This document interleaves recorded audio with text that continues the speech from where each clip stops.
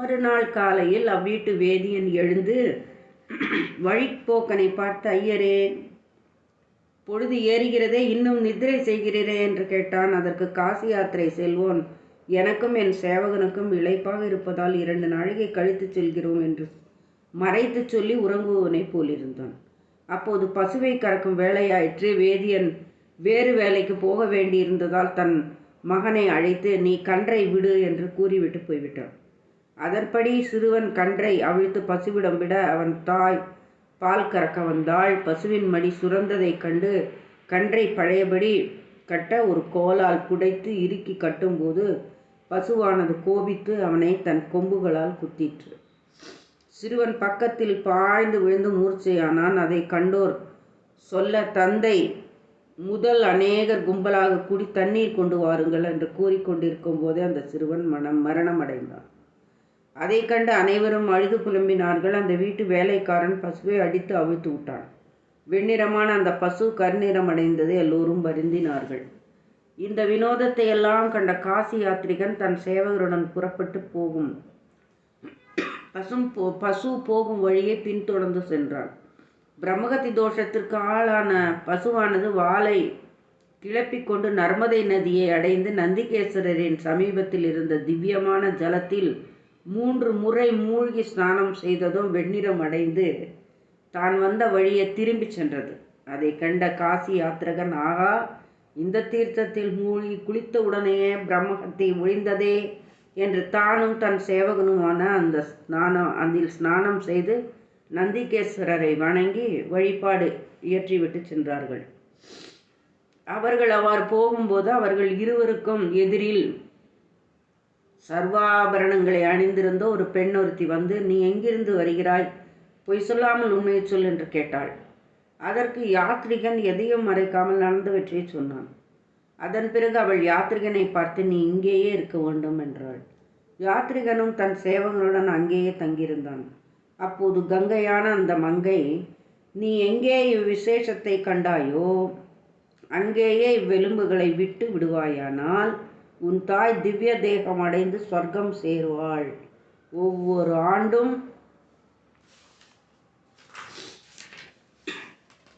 ஆண்டும் வைகாச சுத்த சப்தமியில் கங்கை இவ்விடத்துக்கு வருவாள்.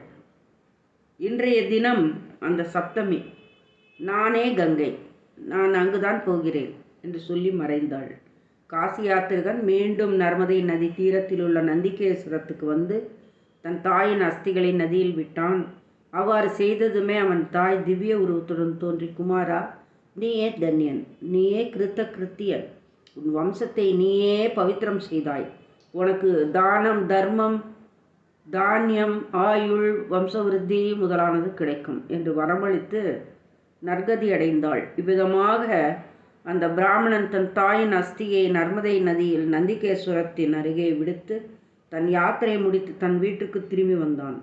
அன்று முதல் அந்த தீர்த்தம் மானுடருக்கெல்லாம் பிரசித்தமாக தெரிந்தது. ஆகையால் நந்திகேஸ்வரத்திற்கு அருகில் நர்மதை நதியில் ஸ்நானம் செய்தால் இஷ்ட காமியங்களை அடைவார்கள். மேலும் ரிஷிகை என்ற இளம் பிராமண விதவை ஒருத்தி அந்த ஸ்தலத்திற்கு சென்று கடுமையான சிவபூஜை செய்து கொண்டிருந்தாள். அப்போது மூடன் என்ற தைத்தியன் ஒருவன் அவளை சிவபூஜை செய்யாது இருக்கும்படி பல வகையாக போதித்தான்.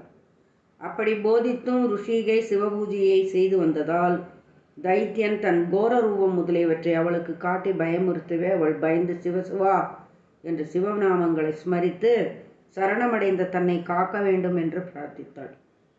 உடனே நந்திகேஸ்வரர் அவள் எதிரில் தோன்றி, உனக்கு ஒரு பயமும் இல்லை, உன்னை நான் ரட்சித்தேன், இவ்வரக்கன் தானாகவே போய்விடுவான், நான் அனைவரையும் காத்து அருள்வதற்காகவே இங்கிருக்கிறேன் என்று வரமளித்து அவள் பூஜித்த பார்த்திவ லிங்கத்தின் அந்தர்த்தமானார். கங்கையும் அவள் முன்னே தோன்றி அவளை பார்த்து, உனக்கு என்ன வர வேண்டும் என்று கேட்க, அதற்கு அவள் என் பொருட்டு இந்த தினமாகிய வைகாச சுத்த சப்தமியில் இங்கு வந்து பிரதர்ஷனமாக இருக்க வேண்டும் என்றாள். அதற்கு அவ்வாறே இசைந்த கங்கை ஆண்டுதோறும் அங்கு வருகிறாள். ஆகையால் அந்த தினத்தில் இந்த தீர்த்தத்தில் ஸ்நானம் செய்தால் சகல பாவங்களும் விலகி போகும். முனிவர்களே, நீங்கள் கேட்ட சிவசரிதங்களில் நந்திகேஸ்வர மகாத்மியம் ஒன்றாகும். வியாசேஸ்வரர், அமேஸ்வர, பண்டாரேஸ்வர, ஹாங்காரேஸ்வர, சுரேஸ்வர, பூதேஸ்வர, சையகேசர லிங்கங்கள் பாபத்தை நீக்குபவை. இன்னும் தப்திகா நதி தீரத்தில் குமாரேஸ்வர, சித்தேஸ்வர, சுவாதேஸ்வர, ராமேஸ்வர, ரிஷீஸ்வர, கும்பேஸ்வர, நந்தேஸ்வர, பஞ்சபுஞ்சேஸ்வர லிங்கங்கள் தரிசித்தவுடனேயே சகல விருப்பங்களையும் நிறைவேற்றும். பூரண நதி தீரத்தில் பூரணாகேஸ்வர, வீரேஸ்வர லிங்கங்களும், கோதாவரி தீரத்தில் கபாலேஸ்வர, சக்கரேஸ்வர, சந்திரேஸ்வர, தௌதபாபேஸ்வர, பீமேஸ்வர, சூரியேஸ்வர லிங்கங்களும் விளங்குகின்றன. திருப்திகா நதி தீரத்தில் திரையம்பகேஸ்வர, கோகர்ணேஸ்வர, நாருகேஸ்வர, ராமேஸ்வர, நந்தேஸ்வர, விமலேஸ்வர, சண்டகேஸ்வர லிங்கங்கள் பூஜித்த உடனே ஞானம் உண்டாக்கத்தக்கவை. திருப்திகா நதி கீழ் கடல் சங்கமத்தில் தர்மகேஸ்வர லிங்கமும், மேற்கு கடற்கரையில் சித்தேஸ்வர, பிலேஸ்வர, அந்தகேஸ்வர லிங்கங்களும் இருக்கின்றன. அந்தகாசுரனை சங்கரித்த உத்தர ரூபத்துடன் சிவபெருமான் என்ற இடமே அந்தகேஸ்வரம் எனப்படும். எல்லா உலகங்கட்கும் சுகத்தை விளைவிக்கும் அற்புதாசலத்தில் சங்கரேஸ்வர, கர்த்தமேஸ்வர, கோடீஸ்வர லிங்கங்கள் இருக்கின்றன. கௌசிகி நதி தீரத்தில் அசலேஸ்வர, நாகேஸ்வர, அனந்தேஸ்வர, யோகேஸ்வர, வைத்தியநாதேஸ்வர, கோட்டீஸ்வர, சப்தேஸ்வர, பக்திதேவேஸ்வர, சண்டிகேஸ்வர, சங்கமேஸ்வர லிங்கங்கள் இருக்கின்றன. இதுவரையில் கீழ்த்திசையில் உள்ளவற்றை சொன்னேன் முனிவர்களே. இனி தட்சிணத்தில் உலகத்தில் இருப்பவர்கள் சுகமடையும் அத்திரி முனிவரும் அனூசியையும் ஒரு பஞ்சகாலத்தில் அன்னதானம் செய்த சங்கற்பித்து கொண்டு அதனை நிறைவேற்றவும் ஸ்வயம்பு மூர்த்தியாக தோன்றிய அர்த்தகீஸ்வரர் லிங்கம் ஒன்று சாட்சாத்காரமாக விளங்குகிறது. இவ்வாறு சூத புராணிகர் சொன்னதும் அவ்வர்த்தீஸ்வர லிங்கத்தின் உற்பத்தி முதலானவற்றை எங்களுக்கு சொல்ல வேண்டும் என்று கேட்டார்கள். நீங்கள் கேட்ட விஷயம் அருமையானது.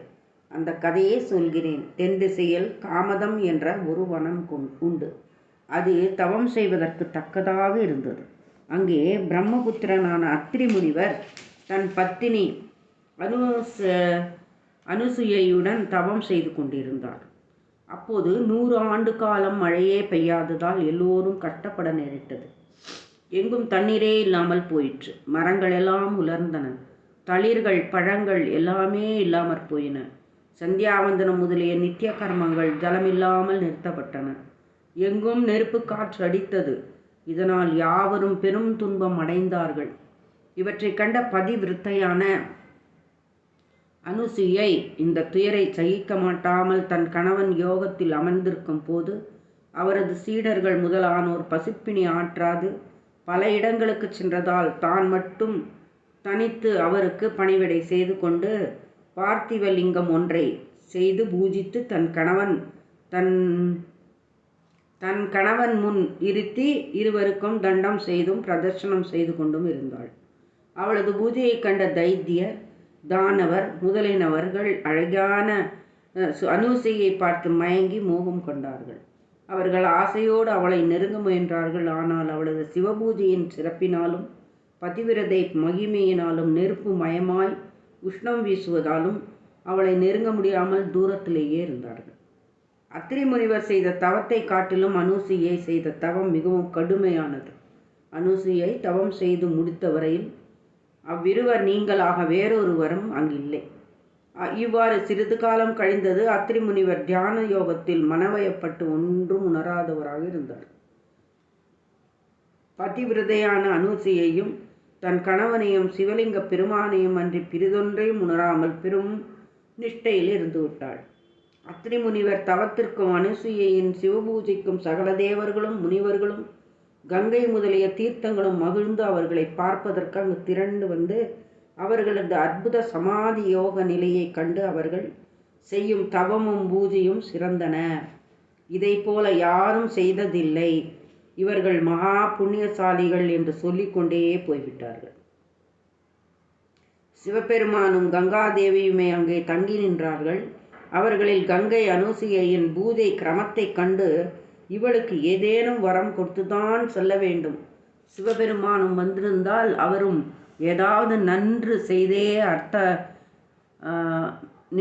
நன்று செய்வதாக இருப்பார் என்று நினைத்து கொண்டிருந்தாள்.